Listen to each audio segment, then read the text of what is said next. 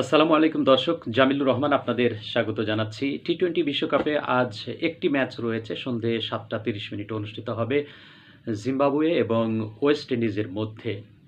Zimbabwe group পর্বে ৭ point পেয়েছিল। ৩টি জয়, একটি পরিত্যক্ত থেকে ১ পয়েন্ট, ৭ পয়েন্ট এবং ৩টি জয় হচ্ছে স্কটল্যান্ডের বিপক্ষে, ওমানের বিপক্ষে জয়লাভ করেছিল স্বাগতিক শ্রীলঙ্কা এবং দুর্দণ্ড প্রতাপশালী অস্ট্রেলিয়ার বিপক্ষে জয়। বলা যায় যে জিম্বাবুয়ের কাছে হেরেই বিশ্বকাপ থেকে অস্ট্রেলিয়া অনেকটা বিদায় নিয়েছে। পক্ষান্তরে আজকে ওয়েস্ট ইন্ডিজ যে সুপার 8 পর্বে উঠেছে, গ্রুপ পর্বে চ্যাম্পিয়ন হয়ে 4টি ম্যাচে 4টিতে জয়লাভ করেছে। স্কটল্যান্ডের বিপক্ষে জয়লাভ করেছিল, ইংল্যান্ডের বিপক্ষে জয়লাভ করেছিল, নেপালের বিপক্ষে এবং ইটালির বিপক্ষে জয়লাভ করে 8 পয়েন্ট নিয়ে এই সুপার 8 পর্বে।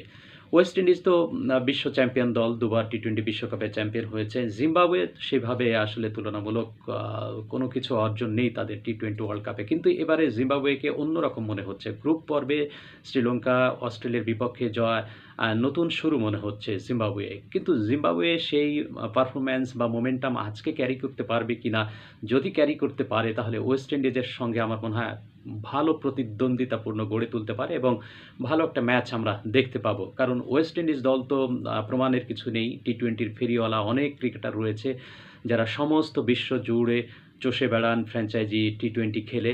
সেদিক থেকে এক ঝাঁক তরুণ পারফর্মার রয়েছে। পাশাপাশি জিম্বাবুয়ের যেই ব্যাপারটা, যে তারা যে হারিয়েছে অস্ট্রেলিয়াকে, পাশাপাশি স্বাগতিক শ্রীলঙ্কাকে, তারা যে পরপর দুটি ম্যাচে যেভাবে বড় দুটি দলকে হারিয়ে দিয়েছে, তা কিন্তু অবশ্যই মোমেন্টাম ক্যারির বিষয়টা আসে। অর্থাৎ পারফরম্যান্স ধরে রাখা, হঠাৎ করে একটা ম্যাচে ভালো খেললাম, আবার একটা ম্যাচে একেবারেই জিরো, অর্থাৎ পারফরম্যান্স ধপাস করে পড়ে গেল। ওই ধরনের ক্রিকেট কিন্তু গ্রুপ পর্বে জিম্বাবুয়ে খেলেনি, ধারাবাহিকভাবে ভালো খেলেছে।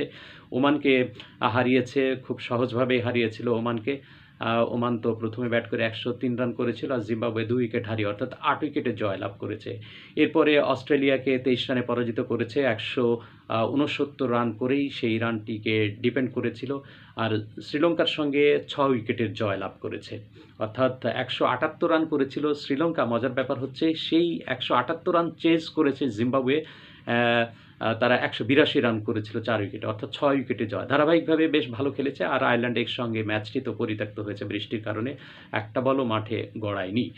আর ওয়েস্ট ইন্ডিজ, হ্যাঁ, ওয়েস্ট ইন্ডিজ নামটা বড়, কিন্তু ধারে ভারে কাটে না, অনেকেই বলে থাকেন সাম্প্রতিক সময়ে পারফরম্যান্স, কিন্তু টি-20 ওয়ার্ল্ড কাপে তাদের পারফরম্যান্স কিন্তু বেশ ভালো। সেই দিক থেকে আজকের ম্যাচটা হতে যাচ্ছে একটা এক্সাইটিং ম্যাচ। সন্ধ্যে 7টা 30 অনুষ্ঠিত হবে আজকের ম্যাচটি।